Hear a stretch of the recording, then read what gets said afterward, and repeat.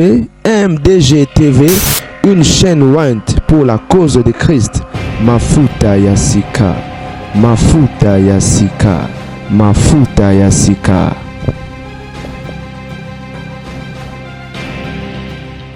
Matungi eza mama moko boye, mama wana za koko, mama mukolo bien aimé, bande ko bolanda nga bolanda lisolo o eza tellement kitoko, boko découvrir ba makambo ebele o diable azo sala botumo na kati ya bato. Mama wana aza mama mukolo. Veut dire chaque butu a se transformaka, on se déguiser comme moi si jeune fille. Azalaka na mission na ye. Soki comme jeune fille bongo abimanga na balabala ko kende ko linga ba jeune garçon, soki abimina bango boye biso ko bimina ndoki ndenge zalaka yango pe ekomaka. Maintenant ndenge balobaka que 30 jours tous en a 29 jours ya moyibi, un jour pour na ye moko kolo le propriétaire kolo lupango kolo eloko. Mama wana dernièrement kende ko linga tonton moko boye ndenge azandoki soki se transformer comme moi si kitoko puisque dona beja moi si mafuta ya sika,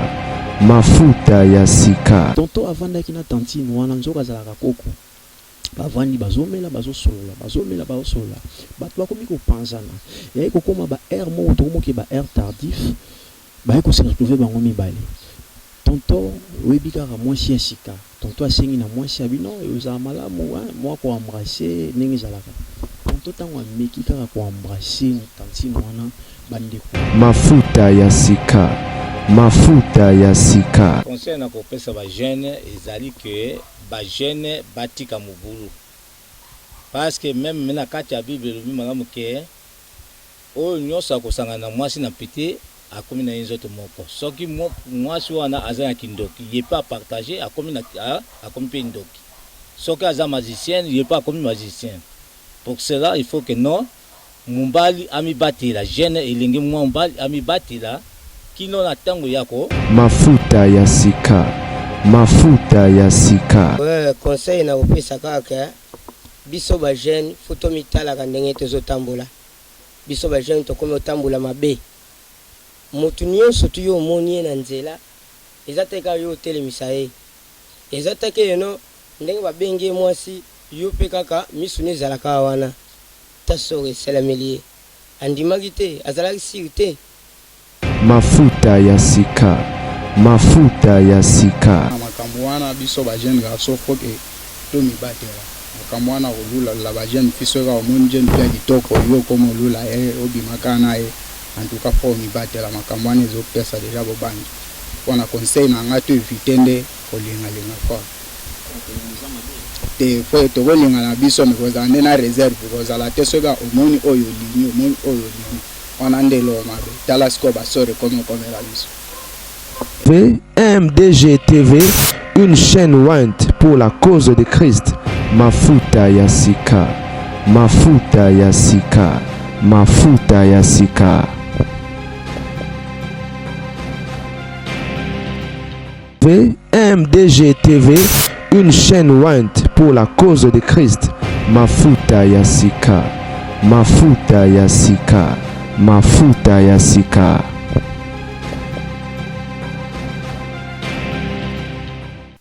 Zamba zelengi zamba gunzamba kitoko, bienvenue na bino nyonso bae bozuli baku ya kolanda biso lelo na kati ya MDGD TV mafuta ya sika, veut dire libanga na kati ya YouTube yo mutu ozuli libaku pe occasion ya kolanda biso, nzambe apambola yo, nzamba lola atomola yo, pourquoi pas à visiter yo. Na bengami na kombo ya Ericas Nabab Salumo ya République démocratique du Congo, où ils allaient précisément na capitale ya Afrique, où ils allaient Kinshasa la belle, vraiment nzambe aza elengi na kolembaka na ngate koloba elengi ya nzambe. Pourquoi? Parce que ceux qui toza na pema, ceux qui tomonani c'est parce que nzambe bikamwa na ezo sala kasi na biso. Na mama na likambo ya lelo, mama na likambo na biso ya lelo eza nini? Eza boyebi mikolo balobaka tambola na mokili omo na makambo, veut dire ezalaki semaine okaka lobby na kati ya Matungi eza mama moko boye, mama wana za koko, mama mukolo bien aimé, bande ko bolanda nga bolanda lisolo o eza tellement kitoko, boko découvrir ba makambo ebele o diable azo sala botumo na kati ya bato. Mama wana aza mama mukolo. veut dire chaque bouton a se transformé, on se déguisé à comme moi si jeune fille azalaka na mission na ye soki akomi jeune fille bongo abimanga na balabala kokende kolinga ba jeune garçon soki abimi na bango boyebi soko bimi na ndoki ndenge ezalaka yango mpe ekomaka maintenant ndenge balobaka que 30 jours na 30 jours tozala na 29 jours ya moyibi un jour mpona ye moko kolo le propriétaire kolo lopango kolo eloko mama wana dernièrement akendaki kolinga tonton moko boye ndenge aza ndoki soki se transformé akomaka mwasi kitoko puisque dona beja mwasi kitoko vraiment lokola mama Denise kitoko ya mama Denise ndenge mpe azalaka donc soki abimi na balabala akomaka kitoko mpe batonto batiaka ye miso amipesaki epai ya moko ya elenge moko boye oyo akutanaki na likama oyo mama wana ntango balingani na elenge wana amemaki quelque part kote bamelaka boyebi na première rencontre ndenge ezalaka omemi mwasi quelque part bosololi boyebana siko kote amemaki ye bavandi bazosolola ezali na lupango moko boye batekaka bajus babière bagene jus de maïs batekaka mpe na eloko babengi rela ntango babi rela bandeko nyonso ya 4 coins ya monde bazocomprendre rela eza nini tonto avandaki na tantine wana nzoko azalaka koko bavandi bazomela bazosolola bato bakomi kopanzana yai kokoma ba air moko tokomoki ba air tardif baye kose retrouve bango mibale tonto oyebi kaka mwasi ya sika tonto asengi na mwasi ya bino ozala malamu mwa koembrase ndenge ezalaka tonto ntango ameki kaka koembrase tantine wana bandeko lisolo mpe sango ya mawa événement moko esalemaki nano esalema te yango nazoyebisa bino boko bana kosabone na MDGD TV mafuta ya sika vedi libanga na kati ya YouTube oyebi ntango basa embrase moko bato bayoki kaka garçon na gangi nakufi nyoka bato babima boye c'était trop tard tonto wana koyi na se makila na monoko ezopanzana ezobima tantine wana kimi moko ya bilenge oyo babimaki balandi tantine wana ndambo balandaki ye akimi mbango akimi aki kokota na ndako na ye kokota koti azongi ndenge azalaka azongi koko or batonton bandeki kolanda ye bango mpe babangi te ntango azongi koko bakangi ye bamemi na la police bamemi mpe na jeune wana na la police bandeko sangwa mawa eza nini lobi na la police ntango tokie sur place azoboya kotia baimage mpo esala bien te lobi na la police ntango tokie sur place tonto wana lolemo nyonso mobimba ezalaki te tala makila ezosese na kosenye te ezobima kaka makila ebele na monoko e batuni koko wana est-ce que c'est vrai que yo nde okati tonto lolemo koko avouaki abeza ye mais c'est un peu trop tard parce que lolemo eza na kati ya libumu moye ebima eza te donc mama na likambo yango nasepelaki sujet oyo to témoignage oyo tomeka kopartage yango na moko ya basali ya nzambe ya mboka na biso ya capitale ya Afrique Kinshasa kineleki partout napesi mbote na mosali na nzambe mbote homme de Dieu mosali na nzambe limbisa bandeko bazolanda biso toza en direct na MDGD TV mafuta ya sika donc libanga na kati ya YouTube na ndenge ya nzambe aza elengi bandeko bazolanda biso balingi bayeba kombo nani oza nani ovandi wapi bandeko bazolanda biso bonga kombo na nga pasteur Jérémy Vangu naza na église pentecôtale l'Éternel ici na Barumbu na Ngoma numéro 26. Donc wana eza boyoki mosali na nzamba lobi kombo na ye pasteur Jérémy aza moko ya ba pasteur ya église pentecôtiste yango wana donc à travers pasteur ne tokomeka mpe koyoka ide na ye ba conseil na ye pasteur bato bakomeli nga mwa mingi concernant likambo ezolekana oyo esalemaki lobi na matonge yebisa biso mpona yo nano ntango oyoki lisolo oyo esali yo ndenge bon ntango nayoki lisolo oyo vraiment elekeli nga mais nayebi ke na moment oyo tokomi na yango diable atelemi makasi azoluka mpe bakolite na ye vous savez la Bible dit le diable rôde comme un lion rugissant cherchant qui va dévorer donc azoluka ba oyo ya banda kotia na kati ya bergerie na ye alors nakosenga na bana nzambe bazala na bokebi mingi diable aza très réservé na ka oyo olobi ya ndeko mobali oyo ndenge expliqué biso awa na lisolo beti oyo nayebi ke bana nzambe mingi bazolanda oyo akutanaki na jeune fille ayebaki état d'âme na ye te ayebaki mpe lolenge ya mwasi akutanaki na ye te mais arrivaka mpe ke mwasi akoki kobanda koaborde mobali mais na temps na biso na Afrique eza un peu difficile que mwasi abanda koaborde mobali et vous avez un peu louche alors bana nzambe faut ozala mpe na discernement. Je ne sais pas si ndeko oyo lobi akutanaki na la jeune fille soki abande ayebi nzambe soit soki asambelaka nayebi te mais nakopréféré nafongola bible na Ephésiens chapitre 6 verset 12 nakotanga ngo na appareil na ngawa. Ephésiens chapitre 6 verset 12, la Bible dit car nous n'avons pas à lutter contre la chair et les sang, mais contre les dominations, contre les autorités, contre les principes de ce monde de ténèbres, contre les esprits méchants dans les lieux célestes. C'est pourquoi, dans verset 13, c'est pourquoi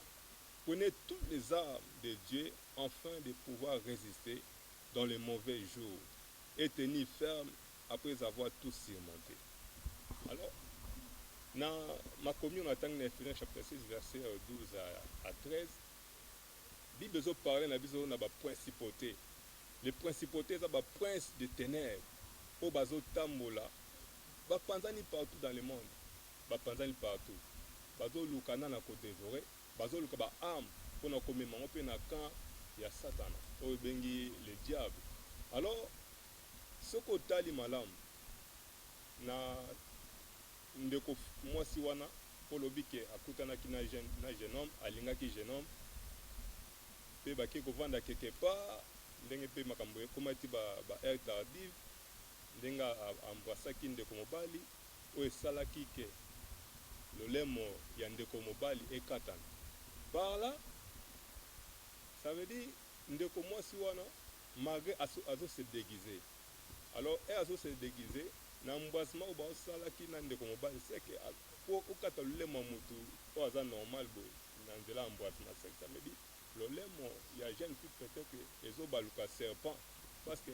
ezobaluka nyoka dans le moment ya contact munokone ko manga nyoka zoka. C'est pourquoi les jeunes hommes agangaki serpent donc c'est amonaki serpent donc serpent ekotaki na munoko les jeunes hommes ekende kokata lolemo alors que lelo na kozoloba ke ndeko mbala na za société aza bomo ete donc akede na sacrifice aza de sacrifier dans nzela ya ténèbres. Si on comprend bien, vous voulez nous dire que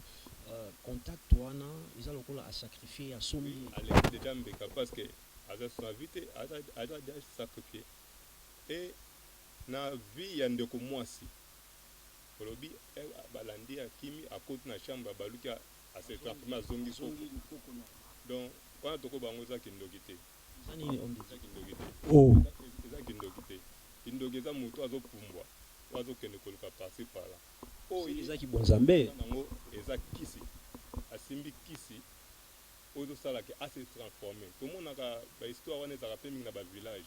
ozomona moto azo se transformé azobaluka soit ngubu azokende kokanga bato na mai to aza na kisi oyo asimbi ezosala ase transformé parce que ndoki mosala eza apumbwaka na butu azokende koloka.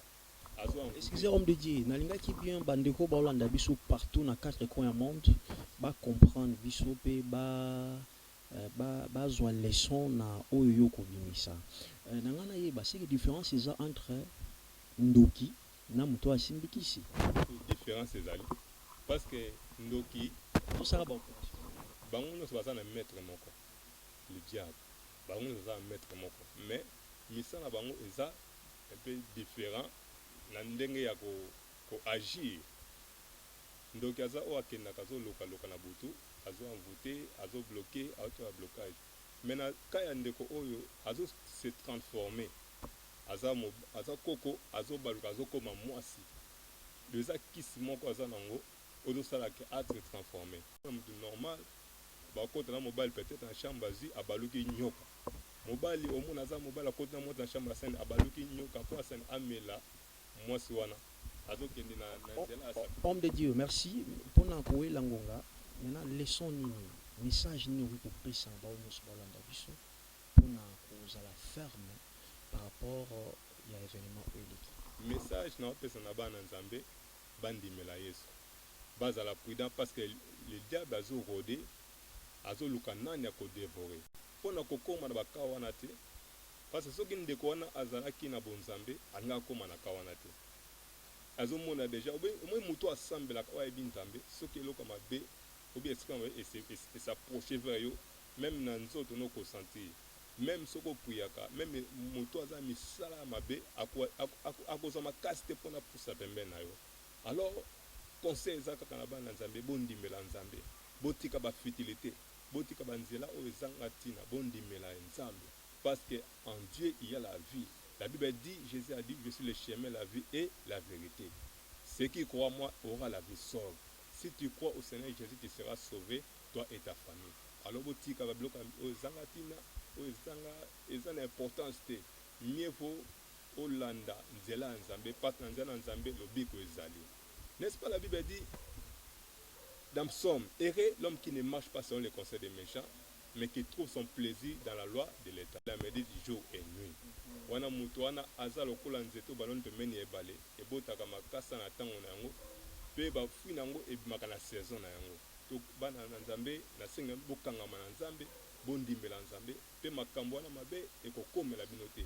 Moto aza na nzambe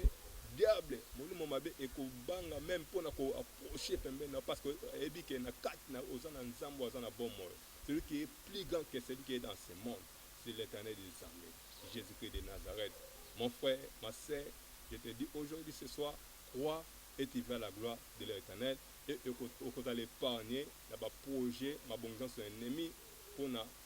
détruire même les bottes, vous allez épargner si vous croyez à l'Éternel. Vraiment, si vous croyez à l'Éternel, vous serez épargné dans toute mauvaise chose du diable. C'était là la bonne parole de l'homme de Dieu, le pasteur Jérémie. Moko ya basali yanzambe na kati église pentecôtiste. Nzamba zelengi nzamba agu tanto loba bola kisaki tokomi na suka. Vraiment, si vous avez bel et bien aimé cette émission, c'est grâce à l'Éternel à travers son serviteur Oya Simbaki caméra vraiment Nzambe apambola linga te batanga bakombo na ye. C'est un tonton bien, un homme bien et na pesi wana mbote mbangu na la plus belle femme